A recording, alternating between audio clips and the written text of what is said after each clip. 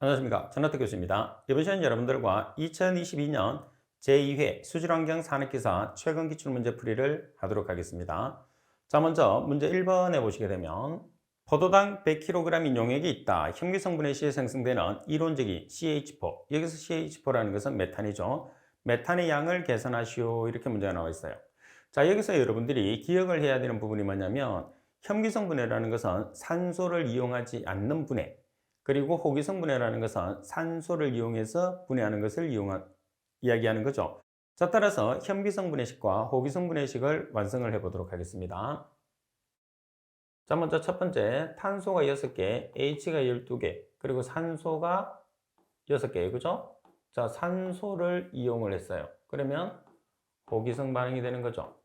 자, 여기서 탄소가 산소와 결합하면 CO2, 그리고 H가 O하고 결합하면 H2O가 나옵니다. 자, 개수를 여러분들이 잘 맞추셔야 되는데 탄소 뒤에 있는 숫자가 CO2 앞으로 옵니다. H 뒤에 있는 숫자가 H2 앞에, 이 H가 두 개 있으니까 2분의 12는 6이 되는 거죠. 자, 그리고 산소는 역순으로 계산합니다. 두 개짜리가 6개, 12개죠. 한 개짜리가 6개, 18개예요.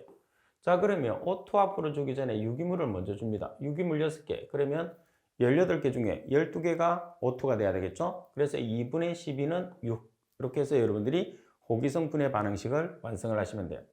자, 그리고 두 번째는 자, C가 6개, H가 12개, O가 6개가 되는 산소를 이용하지 않는 현기성 분해 반응식이에요. 현기성 분해 반응식에서는 CO2 가스와 뭐가 나오죠? CH4, 메탄가스가 나오겠죠. 자, 따라서 탄소가 6개니까 반반씩 여러분들이 나눠주시면 돼요. 자, 그리고 풀이에 되어 있는 것처럼 우리가 킬로그램이라는 질량으로 계산하게 되면 계수 곱하기 분자량, 우리가 호기성분해 반응식이나 현미성분해 반응식을 만들죠. 그 반응식에 있는 계수 곱하기 분자량을 하게 되면 킬로그램이 되는 거예요. 반면에 미터의 삼성이라는 최적으로 계산하게 되면 계수 곱하기 22.4 S 미터의 삼성을 쓰면 되는 거죠. 그리고 미터의 삼성 앞에 S나 N, 다시 말해서 스탠다드의 약자인 S, 노멀의 약자인 N을 사용하게 되면 표준 상태를 의미하게 됩니다. 자, 그리고 포도당이라는 것은 글루코스와 동일하죠. 자, 따라서 분자량을 한번 조사를 해보면 탄소가 원자량이 10이죠. 12짜리가 6개, H의 원자량이 1입니다. 1짜리가 12개, 산소의 원자량이 16이죠. 16짜리가 6개, 그래서 180이 되는 거죠. 따라서 지금 포도당 100kg으로 주어졌으니까 포도당은 뭐가 되느냐 하면 킬로그램 단위를 쓰는 거예요. 그럼 개수 곱하기 분자량, 개수가 1이니까 180kg일 때, 자, 우리가 계산하는 메탄의 양을 미터의 삼성, 최적으로 계산하라고 그랬어요. 최적으로 계산했을 때는 개수 곱하기 22.4 미터의 삼성.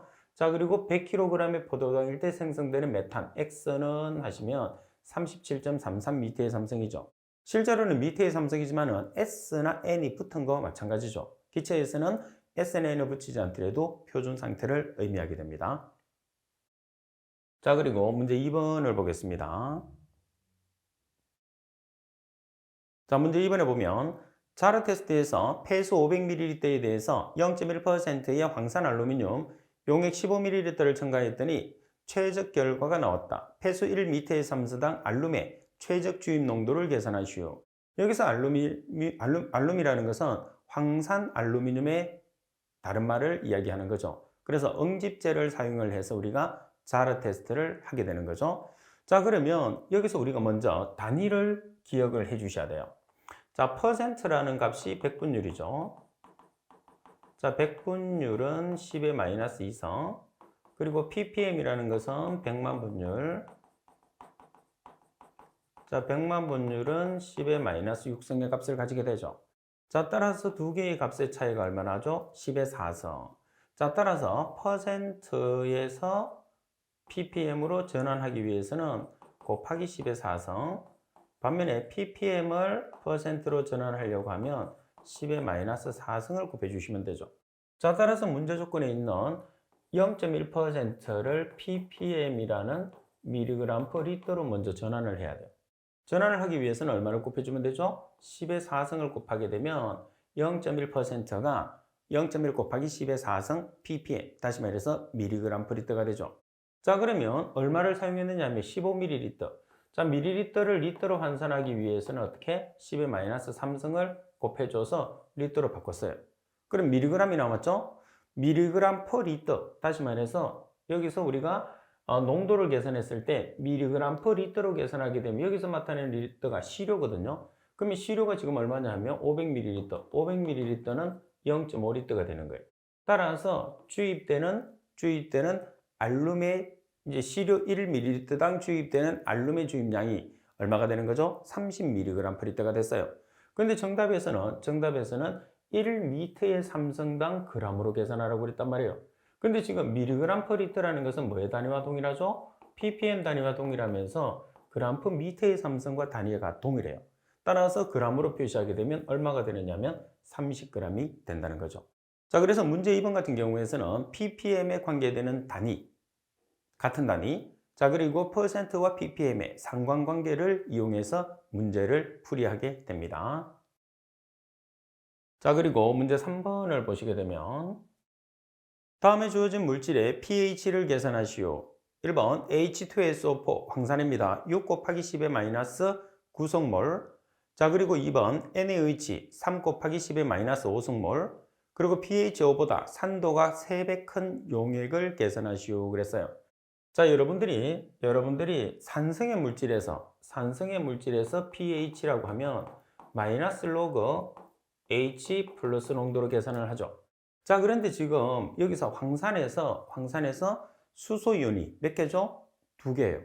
그래서 황산이 6 곱하기 10의 마이너스 9성몰이니까 H의 농도는 얼마가 되는 거죠? 2 곱하기 6 곱하기 10의 마이너스 9성몰이 되는 거죠. 왜? 2몰이 되니까. 그래서 pH를 계산했을 때 마이너스 로그 2 곱하기 6 곱하기 10의 마이너스 9성몰이 되는 거예요. 자, 따라서 H2SO4라는 것은 조금 전에 말씀드린 것처럼 H가 2개니까 H 플러스가 2개 나오는 거예요. 그리고 SO4 E-가 되는 거죠. 자, 따라서 황산이 예를 들어서 X몰이면 1대 2대 1이니까 H 플러스는 2X몰, 그리고 황산이온은 X몰이 되는 거죠. 따라서 이 값을 우리가 X몰이라고 하면 H 플러스는 2 곱하기 X몰이 된다는 거. 2를 곱해줘야 된다는 게 중요해요. 자, 반면에 두 번째는 알카리성 물질이죠. 알카리성 물질에서 pH라는 것은 14 플러스 로그 OH-로 계산하죠. 그러면 NaOH라는 것은 Na 플러스 OH-, 다시 말해서 1대 1대 1이니까 X몰, X몰, X몰. 그래서 OH도 X몰이 되는 거죠. 그래서 지금 주어지고 있는 이 값이 뭐가 되느냐 하면 X몰이 되는 거예요. 그래서 이 값을 그대로 여기다 대입해서 값을 계산하면 되는 거죠. 자, 그리고 세 번째 보시게 되면 pH의 개념은 우리가 비교 대상은 농도로 바꿔야 되죠. 따라서 pH가 5라고 하면 H 플러스의 농도가 얼마가 되는 거죠? 10의 마이너스 5성 몰/리터가 되는 거죠. 왜 그러냐면 pH가 주어졌을 때 H 플러스는 10의 마이너스 pH 몰/리터가 되니까 이 값보다 3배 큰 용액의 pH를 계산하는 거죠. 따라서 H 플러스가 pH는 마이너스 로그. 자, 지금 우리가 계산한 10의 마이너스 5성 몰/리터의 몇 배? 3배. 따라서 pH를 계산하시면 되겠죠. 그래서 지금 3번 같은 경우에서는 자주 출제되는 문제인데 기본 개념에 관계되는 문제를 여러분들에게 묻고 있습니다. 자, 따라서 내용을 한번 보면서 설명을 드리면 자, 1번에서는 말씀드린 것처럼 황산이 H가 2개거든요. 그래서 H 플러스가 2X몰이 되는 거예요. 따라서 pH는 마이너스 로그 H 플러스에서 이 H 플러스가 2X가 들어가니까 지금 주어진 농도 곱하기 2를 해야 된다는 게 핵심입니다. 자, 반면에 NaOH 같은 경우에서는 OH가 1개죠. 그래서 NA가 플러스고 OH 마이너스니까 OH가 1개니까 X몰, X몰, X몰. 왜? 1대 1대 1이니까. 그래서 pH, 알카리성 물질에서 pH 구하는 식은 14 플러스 로그 OH-에서 OH- 주어진 X몰을 그대로 대입. 우리가 X몰이라고 가정을 한 거예요. 그죠? 자, 그리고 pH가 주어졌을 때 몇 배가 더 강한, 몇 배가 더 약한 우리가 용액의 pH를 계산하라고 하면 H 플러스로 고쳐야 돼요. 그래서 pH를 H 플러스로 고치는 게 가장 핵심이 되는 거죠. 이 내용에서는. 따라서 pH가 주어졌을 때 H 플러스는 10의 마이너스 pH 몰프리트가 되니까 10의 마이너스 5성 몰프리트의 몇 배? 3배가 되는 용액의 pH를 계산을 해주는 거죠. 그래서 pH와 몰 농도에 관계되는 가장 기본적인 개념을 여러분들에게 묻고자 합니다. 자, 그리고 참고적으로 여기에서 자, H 플러스가 마이너스 로그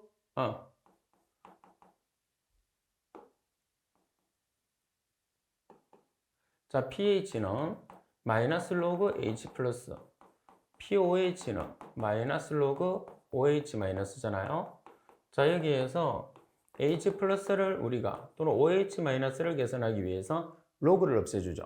로그는 상용대수, 로그를 없애기 위해서 맞은편에 10의 x를 취해주는 거죠. 자, 그래서 H 플러스는 10의 마이너스 pH 몰프리트가 되고, 자, OH 마이너스는 10의 마이너스 POH 몰프리트가 되는 거죠. 그래서 이 식을 여러분들이 잘 알고 계시면 문제 풀기가 훨씬 간편해집니다. 자, 그리고 문제 4번을 보겠습니다. 자, 먼저 4번에 보면 유기물을 현미성으로 처리했을 때 메탄의 최대 수율은 제거되는 COD 1kg당 CH4가 0.35m의 삼성이다. 유량이 685m의 삼성부대의 COD의 농도가 2500mg/L인 폐수의 COD 제거 효율이 85%일 때 메탄의 발생량을 미터의 삼성부대의로 계산하시오 그랬어요. 자, 지금 문제 조건에 보시게 되면 제거되는 COD 1kg당 메탄의 0.35m의 삼성이라고 주어졌어요. 그럼 여기에서 제거되는 메탄의 총량, 제거되는 COD의 총량을 먼저 계산하시면 돼요. 자, 총량을 계산하기 위해서는 유량 곱하기 COD의 농도 곱하기 뭐를 하는 거죠? COD의 제거 효율을 곱하면 돼요.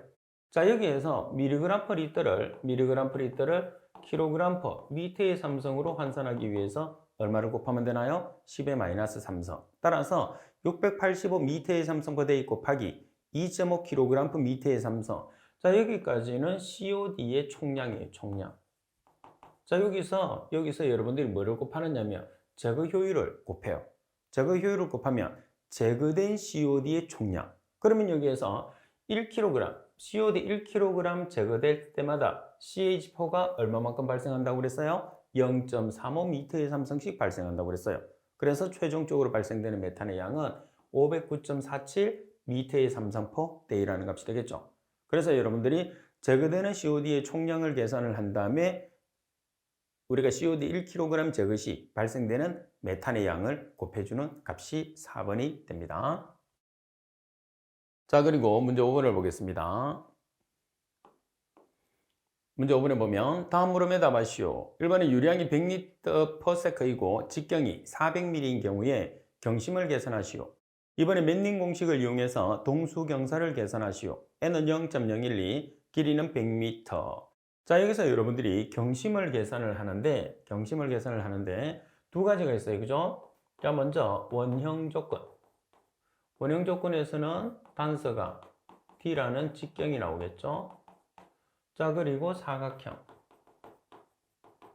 사각형 같은 경우에서는 수로를 기준하니까 단서가 물의 높이 수두 그리고 내면 폭이 나와요.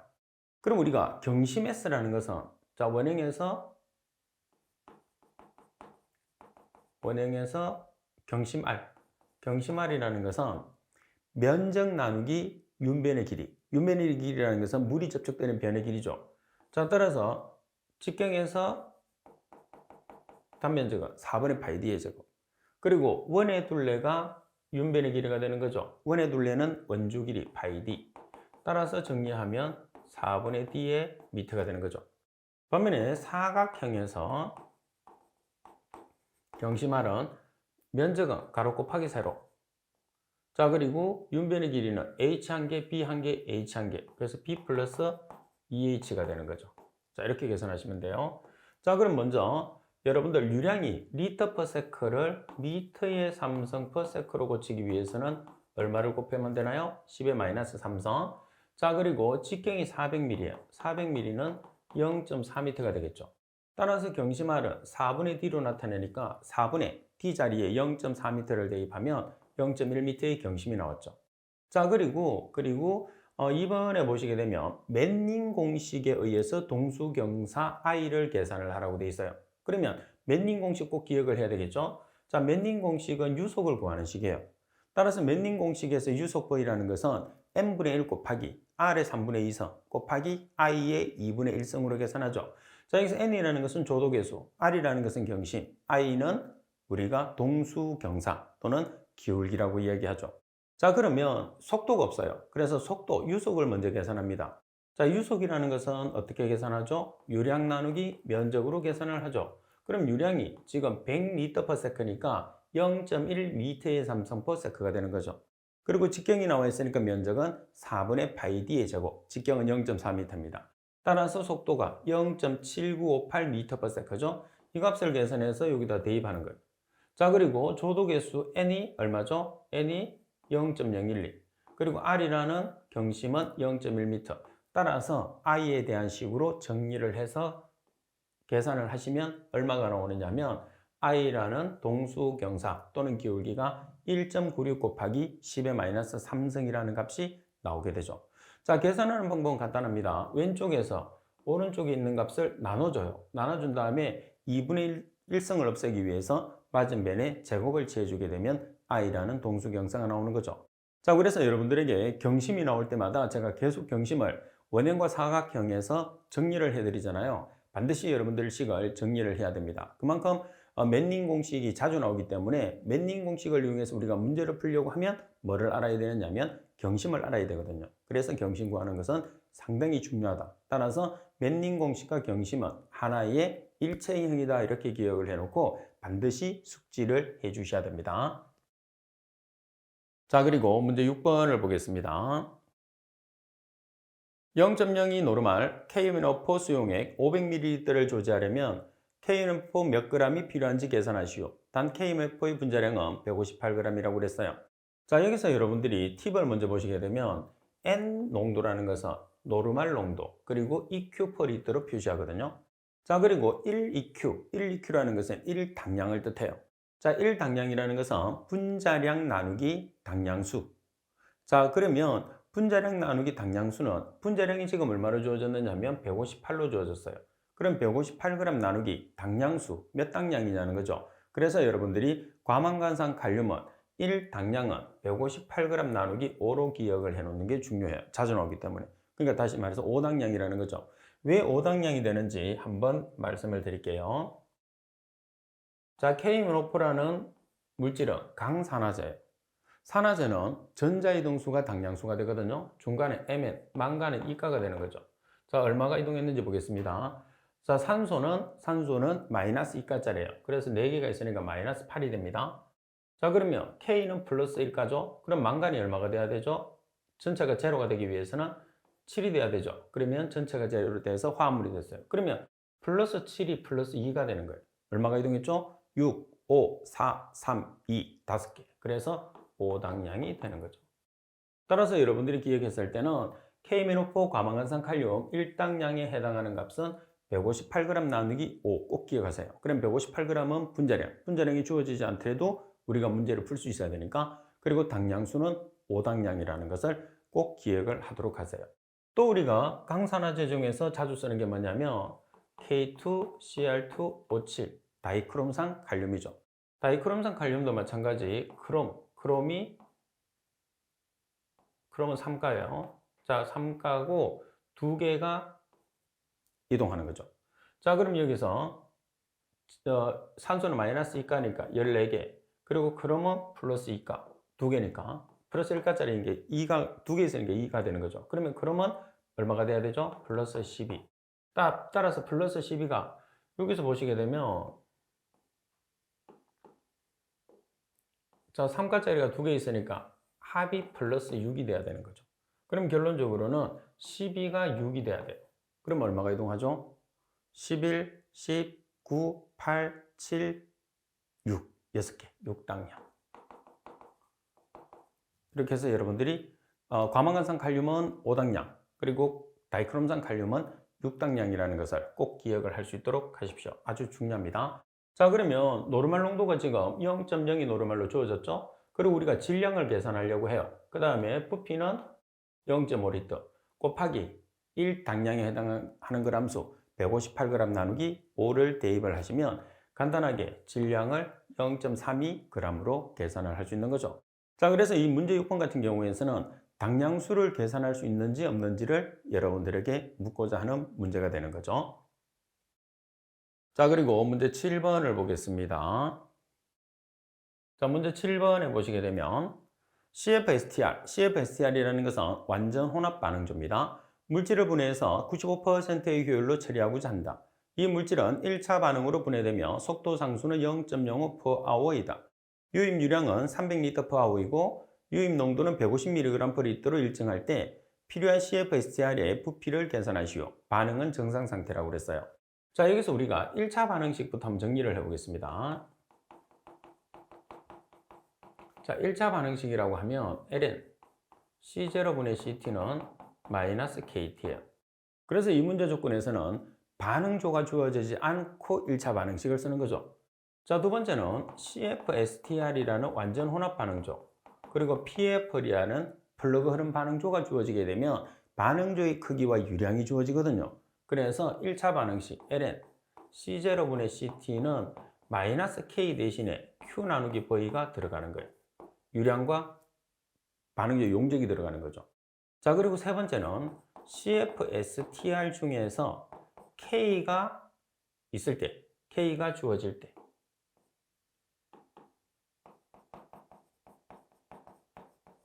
그래서 CFSTR 중에서 K가 없으면 2번식을 PFR과 공통으로 쓰시면 되는데 K가 주어지면 3번식 Q 곱하기 C0-CT는 KV CT 차수.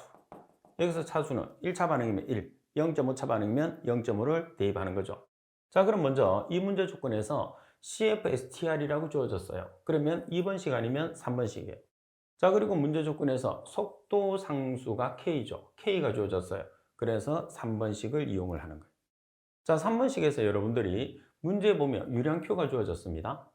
자, 그리고 유입 초기 농도 C0가 주어졌어요. 그리고 K가 주어졌죠. V는 계산을 하는데 문제 조건에서 뭐가 없느냐면 CT가 없어요.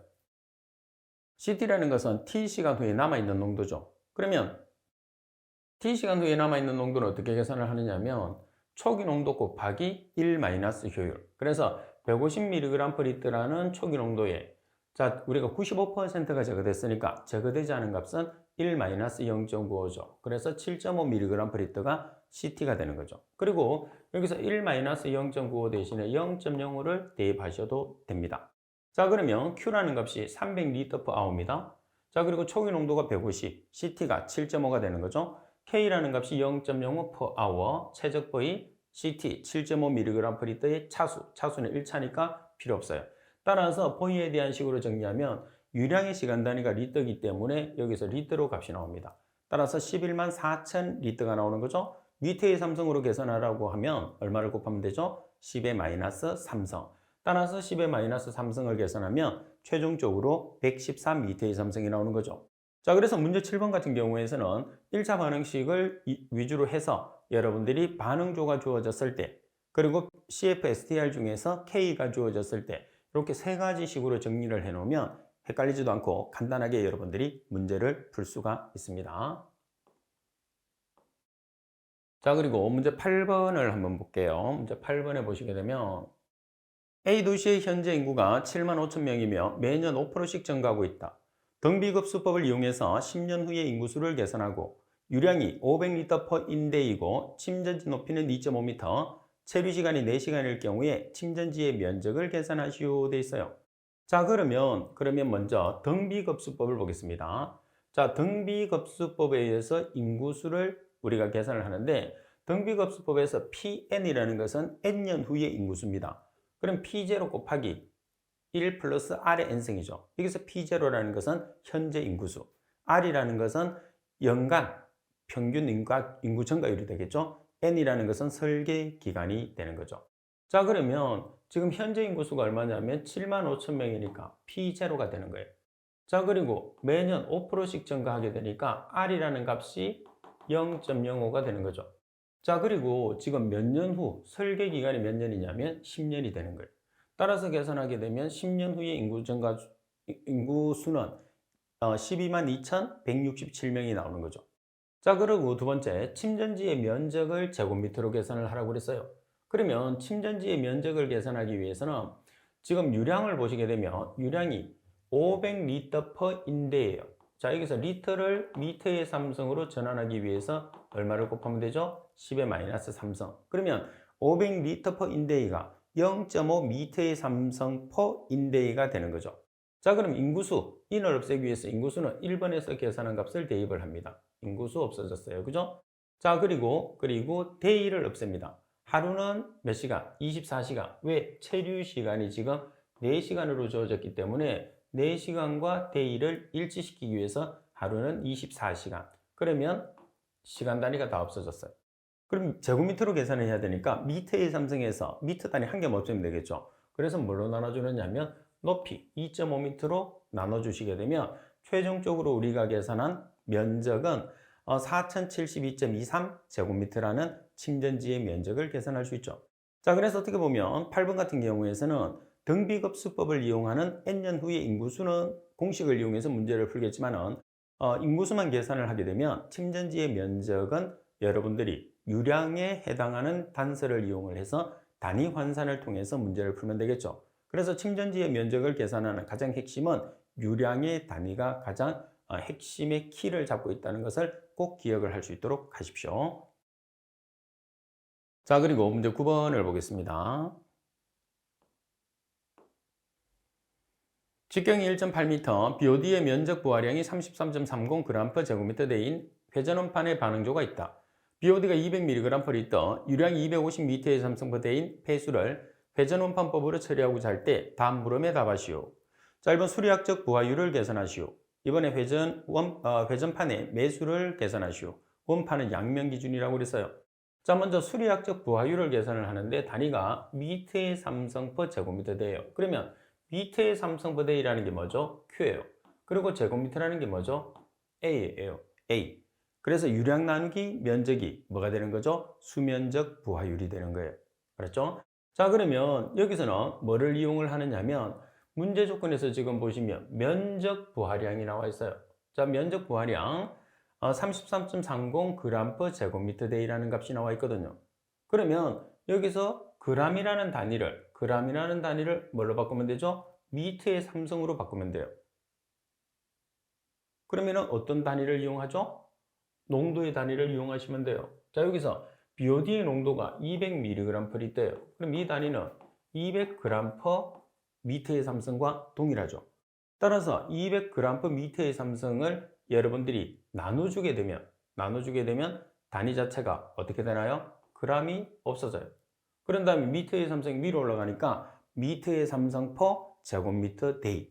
미터의 삼성 퍼 데이는 Q, 제곱미터는 A가 되는 거죠. 따라서 0.17 미터의 삼성 퍼 제곱미터 데이라는 값이 나오는 거죠. 자, 그리고 회전판의 매수를 계산을 합니다. 자, 회전판의 매수를 계산했을 때도 마찬가지 BOD의 면적 부하를 이용을 해요. 자, BOD의 면적 부하에서 그램 퍼 데이라는 것은 뭐냐면 BOD의 총량이에요. BOD의 총량 어떻게 계산하죠? BOD 농도 곱하기 유량으로 계산하시면 되겠죠. 유량을 곱하시면 돼요. 자, 그러면 g이 나와 있으니까 BOD의 농도를 그램 퍼 미터의 삼성을 쓰죠. 그램 퍼 미터의 삼성이라는 것은 미리그램 퍼 리터, ppm과 같은 단위가 되는 거죠. 자, 여기에 유량 Q, 미터의 삼성 퍼 데이, 그리고 제곱미터라는 게 뭐죠? 면적이 되는 거죠.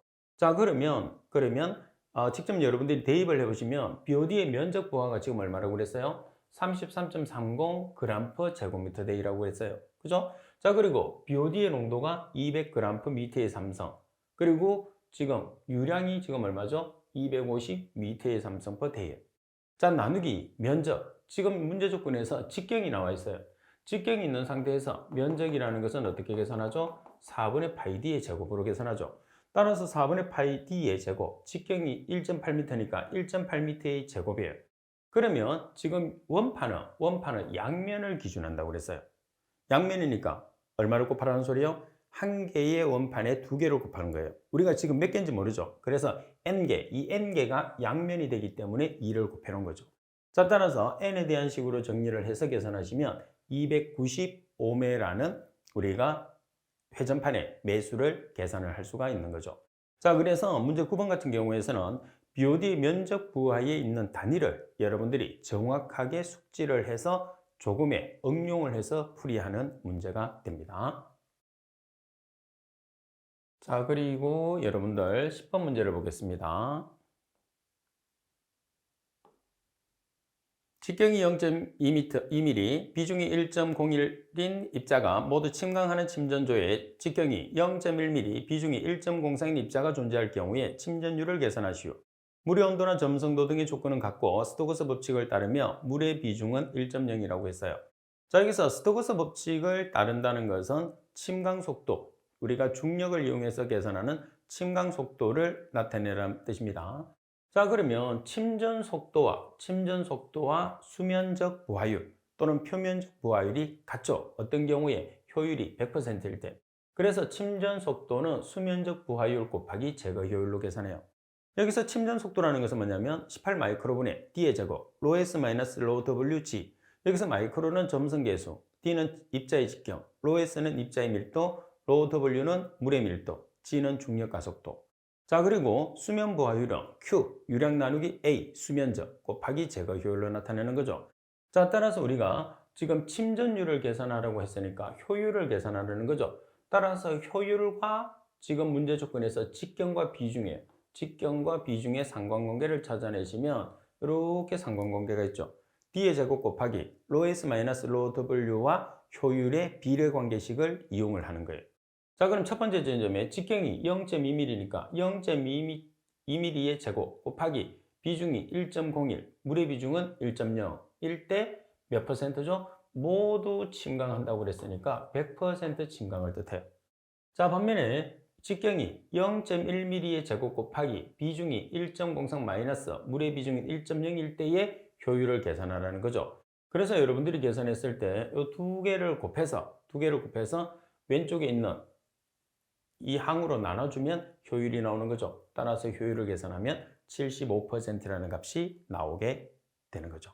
자, 그래서 이 문제는 침강 속도와 수면적 부하율의 상관관계를 이용해서 문제를 풀기 때문에 침전 속도에 대한 기본적인 식과 수면 부하의 의미를 정확하게 여러분들이 기억을 하고 있는 게 중요합니다. 자, 그리고 11번 문제를 보겠습니다. 유속이 2m/s, 내경이 0.4m인 송수간의 동수경사를 계산하시오. 단 kg 공식 부위는 c 곱하기 루트 r이고 유속 개수 c는 25라고 했어요. 자, kg식에서 c가 뭐죠? c가 유속 개수가 되는 거죠. r이라는 것은 경심, i라는 것은 동수경사 또는 기울기가 되는 거예요. 자, 그러면 여기서도 마찬가지 뭐를 계산하는 거죠? 경심을 계산해요. 그러면 내경이 직경입니다. 직경이 나와 있는 상태에서 경심 r은 4분의 D라는 것을 여러분들이 반드시 이제 숙지를 하고 계셔야 돼요. 그래야 문제를 빨리 풀 수 있죠. 따라서 R이라는 경심은 4분의 D니까 직경이 0.4m예요. 그러면 경심이라는 값이 얼마가 되는 거죠? 0.1m가 된 거죠.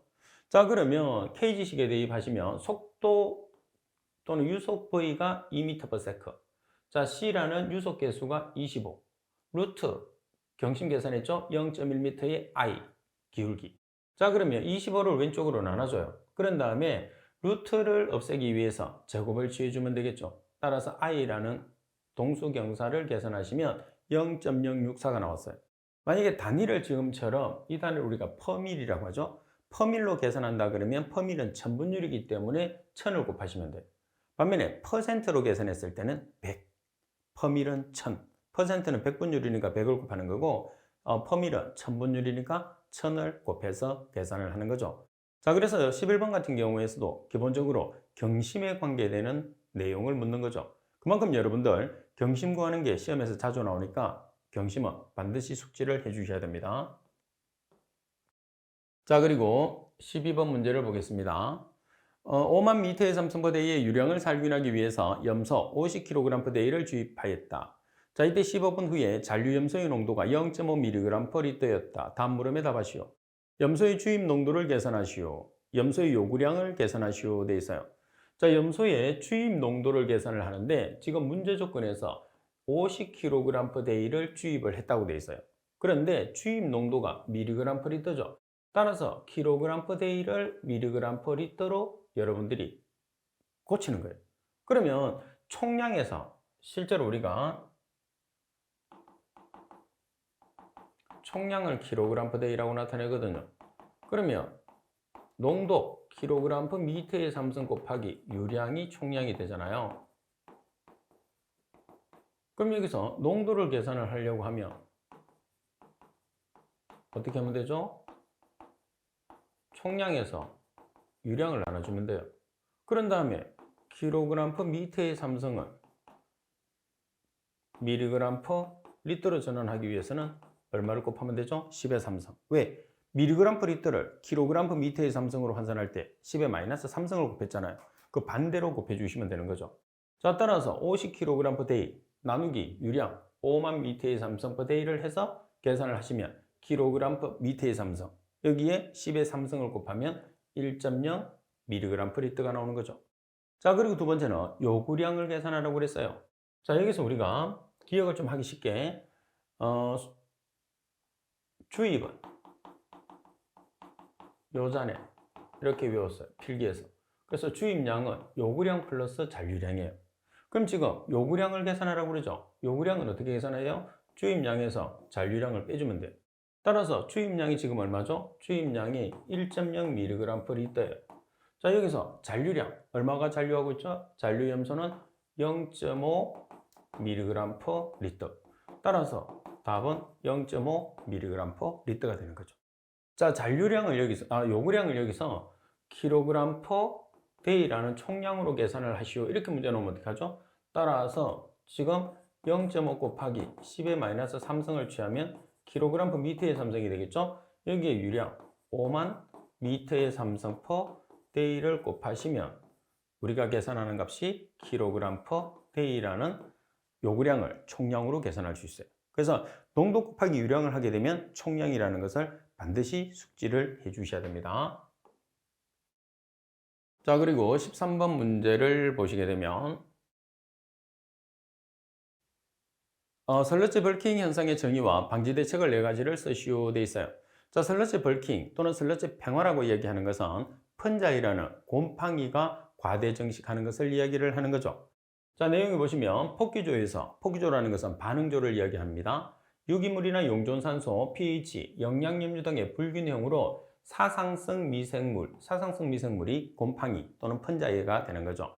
과다 번식을 합니다. 과다 번식을 해서 블록의 침전이 잘 되지 않는 상태를 이야기하는 거죠. 자, 여기서 펀자이라는 곰팡이는 사상성이라고 해서 실처럼 생겼어요. 이렇게 제 펜처럼. 그래서 얘들은 먹이를 많이 먹어도 커진다고 하더라도 잘 가라앉지 않는 거죠. 그래서 침강성이 불량하기 때문에 슬러지 처리, 우리가 수처리에서는 그 이용하지 않는 거죠. 자, 방지 대책은 뭐냐면 염소를 희석해서 살수를 해서 슬러지 벌킹의 원인이 펀자이를 우리가 제거를 해야 됩니다. 자, 그리고 용존산소가 충분하게 공급을 해서 우리가 활성슬러지법에서 미생물을 어떤 미생물이라고 하죠? 박테리아로 그러죠. 그래서 박테리아가 정상적으로 우리가 성장할 수 있게끔 산소를 충분하게 적정하게 공급하는 게 중요해요. 자, 그리고 슬러지 팽화라는 것은 SVI라는 용적 지수가 침강성의 정도를 판단하는 거거든요. 그래서 SVI가 50에서 150일 때 가장 정상적으로 침강이 잘 돼요. 반면에 200 이상이 되면 슬러지 벌킹이 생기니까 200 이하로 조절을 해야 됩니다.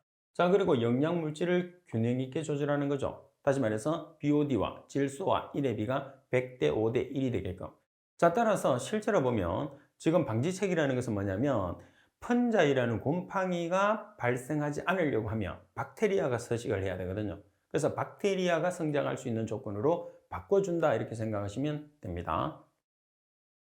자, 그리고 14번 문제를 보시게 되면 정수장에서 사용하는 염소 살균법에 대한 내용이다. 물음에 답하시오. pH와 온도에 따른 소독력의 차이를 설명하시오. 그리고 HOCl, OCl-, 클로라민 산화력의 순서를 큰 것부터 작은 순서 기호를 나타내시오. 자, 여기서 pH는 어때요? 염소 소독에서는 pH가 낮으면 낮을수록, 자, 온도는 높으면 높을수록 염소 소독은 어떻게 되죠? 살균력이 증가하는 거죠. 그래서 모든 조건이 증가를 하는데 딱 유일하게 pH가 낮으면 낮을수록, 또 하나는 뭐죠? 알칼리도가 낮으면 낮을수록 두 가지는 낮아야 돼. pH, 알칼리도는 낮으면 낮을수록 나머지 조건은 크면 클수록 증가하면 증가할수록 염소의 살균력은 증가하게 되는 거죠. 자, 그리고 우리가 염소 소독을 했을 때 발생되는 소독제 중에서 HOCl이 살균력이 가장 크죠. 그리고 OCl- 가장 작은 것이 클로라민이 됩니다. 따라서 HOCl, OCl- 클로라민. 자, 그리고 15번 문제를 보겠습니다. 15번에 보시게 되면 대장균군이 수질오염의 생물학적 지표로 많이 사용되는 이유 세 가지를 쓰시오. 시험에 상당히 잘 나옵니다. 자, 병원성 세균의 존재 가능성을 추정할 수 있어요. 자, 그리고 분변 오염의 지표로 사용하고, 그리고 검출 방법이 간편하고 정확합니다. 그리고 실험이 간단하기 때문에 우리가 대장균군을 생물학적 지표로 많이 쓰는 거죠. 병원성 세균의 존재 가능성 추정이 가능하고, 그리고 분변 오염의 지표로 사용하고, 검출 방법이 간편, 정확하고 실험이 간단하다는 거. 자, 그리고 16번. 아래의 보기를 보고 상수독의 종을 순서대로 번호를 쓰시오. 자, 이건 암기법을 이용하시면 돼요. 그죠? 자, 상치도 청송에 배급한다 이렇게 나와 있는데 여기서 상치라는 것은 상수도입니다. 자, 그리고 치라는 것은 취수, 수원이 먼저 와야 되겠죠? 자, 그리고 치수는 두 번째, 수원지에서 취수를 해야 되니까. 자, 그리고 도수가 세 번째, 그리고 정수죠. 정수가 네 번째. 자, 그리고 송수죠. 송수가 다섯 번째. 자, 그리고 배수가 여섯 번째. 급수가 일곱 번째. 급수는 가정으로 우리가 물을 공급하는 걸 뜻하는 거죠.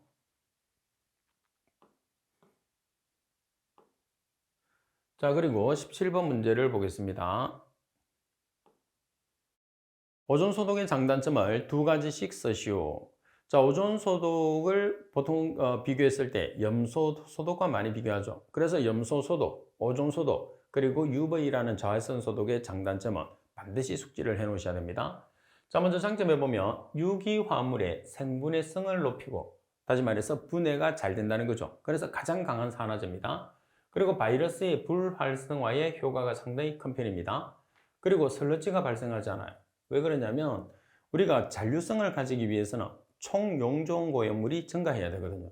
근데 오존이나 UV는 잔류성을 가지지 않기 때문에 슬러지가 발생하지 않습니다.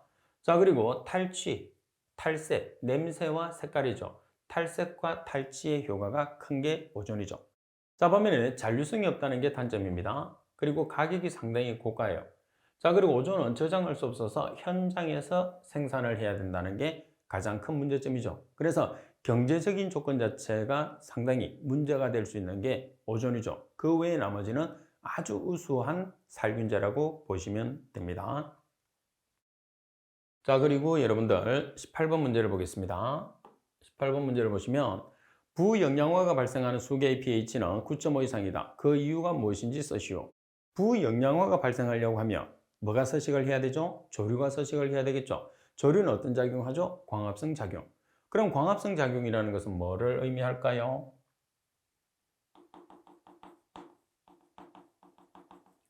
자, 광합성 작용이라는 것은 물속에 있는 CO2와 H2O가 반응을 해서 낮에 빛을 받아서 CH2O라는 세포를 형성하고 O2를 발생시키는 거죠. 따라서 광합성 작용을 많이 하면 많이 할수록 CO2라는 약산성의 물질이 없어지는 거죠. 그러니까 CO2라는 약산성 물질이 자꾸 소모되니까 실제로 호수에 있는 pH는 어떻게 되죠? 산성의 물질이 없어지니까 pH는 증가하겠죠. 자, 따라서 설명을 보시면 조류의 과잉 정식으로, 과잉 정식이라는 것은 많이 정식하니까 광합성 작용을 많이 한다는 거죠. 따라서 광합성 작용을 많이 하니까 물속에 있는 CO2가 많이 소모되기 때문에 9.5 이상, 알칼리성 중에서도 9.5 이상으로 약알칼리 이상으로 올라갈 수가 있다. 보통 이제 9.5까지는 잘 안 올라가는데 광합성 작용을 조류들이 많이 하면 많이 할수록 그만큼 CO2의 소모량이 그만큼 많아지기 때문에 9.5 이상까지도 올라갈 수 있다. 그런 뜻입니다. 자, 팁에 보시면 일반적인 수계에서는 오염물질이 유입됨에 따라서 오염물질이 호기성 분해가 되면서 CO2가 발생하고 그리고 pH가 6 정도까지 낮아질 수 있는 반면에 광합성 작용을 한다고 하면 pH는 8 정도까지 상승한다고 되어 있어요. 보통 8 정도까지인데 9.5까지 간다는 것은 그만큼 조류에 과대 정식이 일어나서 광합성을 많이 한다. 이렇게 기억을 해 주시면 되겠죠.